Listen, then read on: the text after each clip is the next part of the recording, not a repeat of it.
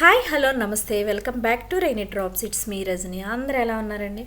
నేనైతే చాలా బాగున్నాను. మీరు కూడా బాగుండాలని కోరుకుంటున్నాను. సమ్ ప్రాబ్లమ్స్ వల్ల కొంచెం వీడియోస్కి అయితే గ్యాప్ వచ్చిందండి. ఇక నుంచి గ్యాప్ రాకుండా ఉండడానికి ట్రై చేస్తాను. సో మనం ఇక వీడియోలోకి వెళ్ళిపోదాం. ప్రజెంట్ ఎక్కడ చూసిన ట్రెండింగ్ టాపిక్ అంటే ఒకటే టాపిక్ అండి, కోవిడ్ కోవిడ్ కోవిడ్ కోవిడ్.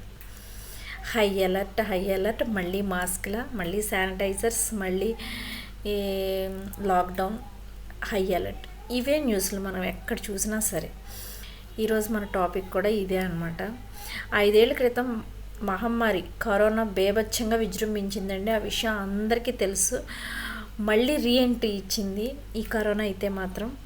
ప్రపంచవ్యాప్తంగా కరోనా కేసులు అయితే విపరీతంగా పెరుగుతున్నాయండి. మీరు న్యూస్ ఫాలో అవుతున్నట్లయితే మీకు అందరికీ తెలిసే ఉంటుంది. ఈ మహమ్మారి అయితే ఎంత వేగంగా వ్యాపిస్తుందో మరణాల సంఖ్య కూడా అంతే వేగంగా జరుగుతున్నాయి. మళ్ళీ లాక్డౌన్ పెట్టే అవకాశం ఉందంటున్నారు కొంతమంది.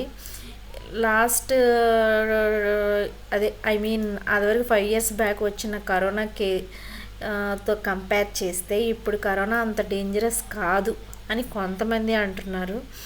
బట్ ఏది ఏమైనా సరే మనం తీసుకోవాల్సిన జాగ్రత్తలు మనం ఉండడం చాలా బెటర్ అండి. తెలుగు రాష్ట్రాల్లోనే కాదండి, తెలంగాణలో కూడా విపరీతంగా వ్యాపిస్తుంది. మరణాల సంఖ్య కూడా అలాగే పెరుగుతుంది.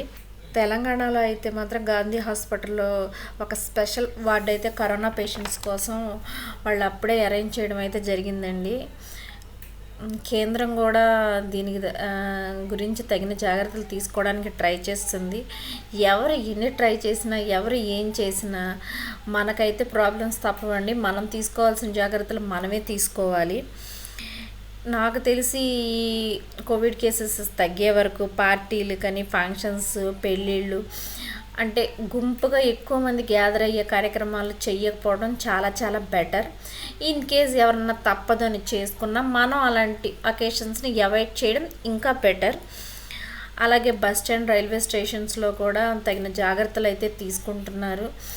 ఎవరు ఎన్ని జాగ్రత్తలు తీసుకున్నా మనమైతే మాస్కులు అనేది తప్పనిసరిగా వేర్ చేయాలి. అలాగే శానిటైజర్ కూడా పెట్టుకోవడం చాలా మంచిది. ఈ కరోనా ముఖ్య లక్షణాలు అయితే జలుబు, దగ్గు, జ్వరం అని చెప్తున్నారండి.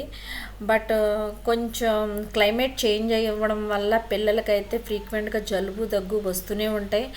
అలా అని మీరు నెగ్లెక్ట్ చేయకండి. హాస్పిటల్స్ తీసుకెళ్ళండి, తగిన జాగ్రత్తలు తీసుకోండి. అలాగే హాట్ వాటర్ తాగించడం సమ్ బెటర్. ఇది అండి ఈరోజు వీడియో అయితే. మళ్ళీ ఇంకొక ఇంపార్టెంట్ వీడియోతో మళ్ళీ ముందుకు వస్తాం. See you another video. Bye bye.